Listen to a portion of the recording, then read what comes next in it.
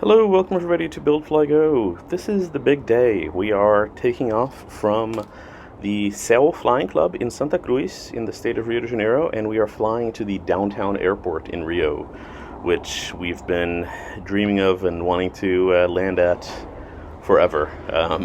It's a beautiful airport on the bay in Rio Bay, and it's right on the water, just off of sort of downtown. It's similar to what the Chicago Meigs Airport used to be before it was illegally bulldozed, but Rio decided that that's actually a valuable asset. The airport is called Santos Dumont Airport. It's named after the Brazilian aviation pioneer, and it has a ton of commercial traffic. It's 737s, A320s, A319s all day long, nonstop from other major cities in Brazil.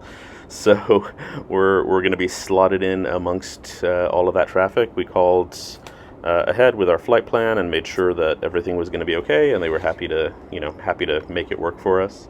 Of course, this is going to be sort of a hefty landing fee. You may have heard me mention that a lot of airports in Brazil have landing fees, and that's one of the things that we're trying to highlight, is that these hefty landing fees are disincentivizing aviation in Brazil, general aviation in Brazil, especially considering the experimental aviation history that Brazil has. It's a real shame that the local governmental agencies are making it so hard for that to continue.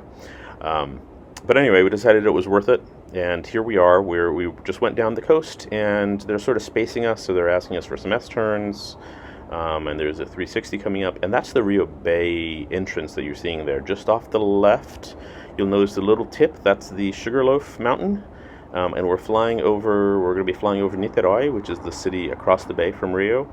It has beautiful views. And there'll be there's a right 360 here for spacing, and then we're on the visual for runway 20 right. You'll see us turning base. There's the Rio-Niterói bridge that crosses the bay, and there's Rio and the Sugarloaf Mountain right off the end of the runway there. Fantastic. This was absolutely phenomenal. They had us taxi to a spot that was not marked on our chart. So at this point we stopped and we asked for progressives, and they said, well, just wait for the follow me truck. So follow me truck came up and just had us follow them and parked us right next to this beautiful Phenom 100. This was pretty neat. We just went in through arrivals, didn't really need to do any paperwork or anything. They're pretty sure they're going to get you to pay the fees because you can't leave without doing them, so they didn't really bother us on arrival. On the return, we had to go file a flight plan, pay our fees. It was about $200 to land here and stay for the free period is 3 hours. You can stay for 3 hours without paying for parking, but you still pay for the landing fees and the nav fees and all that kind of stuff, which was about $200. It was worth it. I wouldn't do it every day, but it was totally worth it for here. And here we go, just taking off basically towards the Sugarloaf Mountain. Absolutely gorgeous. There's Mary taking a bunch of pictures as we fly by it. And we are heading towards Cabo Frio, which is a beach town, about a 2.5 hour drive from Rio, I want to say, which was just a half-hour flight for us. There's a nice little airport, and we just stayed by the water for a night to relax. All right, I will let you guys watch the video and stop yapping away. Please subscribe. It really does matter. It does help us. We're almost at 1,000 subscribers.